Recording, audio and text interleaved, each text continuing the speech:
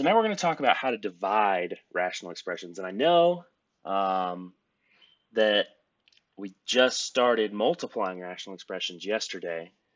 And so you might be concerned or a little stressed out that we're moving on to something else, but we're really not. They're very similar. Dividing rational expressions, actually, if you remember when you divided fractions, very similar to multiplying fractions. And so it's not really anything new. We're going to practice both kind of together because they're so similar. There's one extra step that you got to do right before you do division that most of you probably already know because of when you did fractions, and it has a sort of a ring to it that, well, a lot of students tend to remember. They call it KFC. I'm not 100% sure why they call it KFC because it's not keep, flip, change, but it's keep, change, flip. So that's what we're going to do. So we're just going to look at this example, excuse me, and we're going to keep, change, and flip. So what that means in dividing rational expressions is we're going to keep the first expression the same. So it tells us right here. Keep the first expression the same. So we'll take our problem. We're basically rewriting our problem. So we're going to keep the first expression the same. 9n squared plus 27n divided by 10. There. Keep the first expression the same, and my 10 doesn't look great. So as you guys know, I'm left-handed, so this little home button up here, if I lay my hand on it, sometimes I accidentally hit that button. And so anyway, you don't care.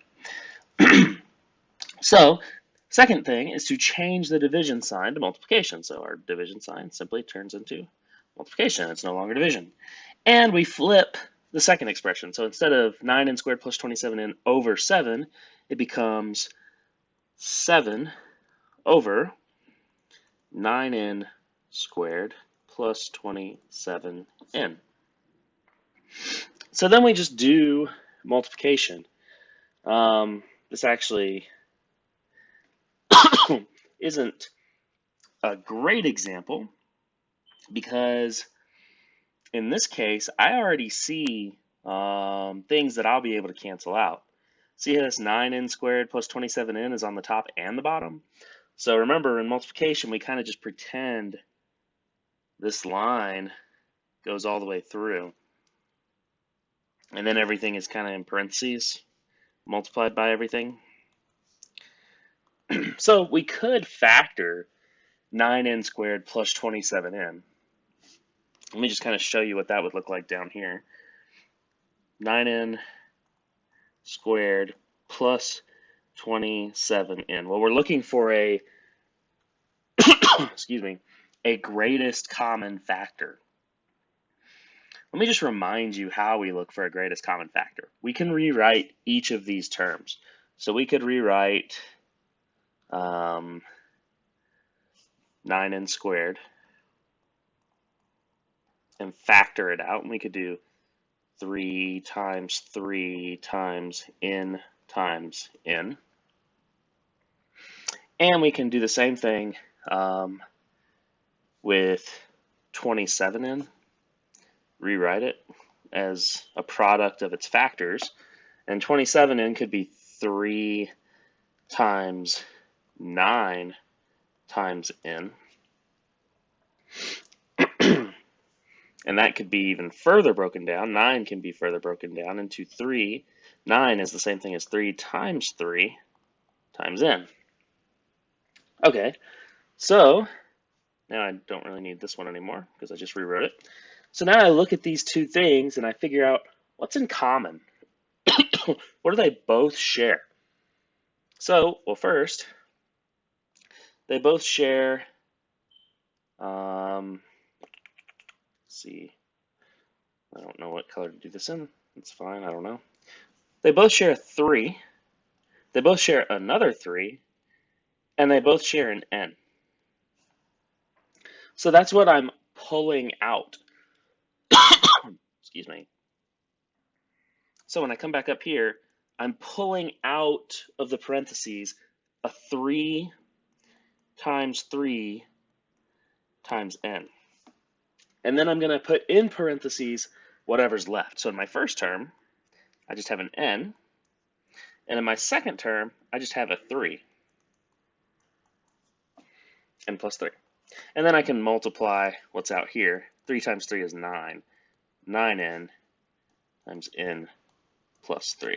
So hopefully from here, you would have seen, maybe you saw from here that you could have pulled out a 9n, that they both had 9 and they both had n.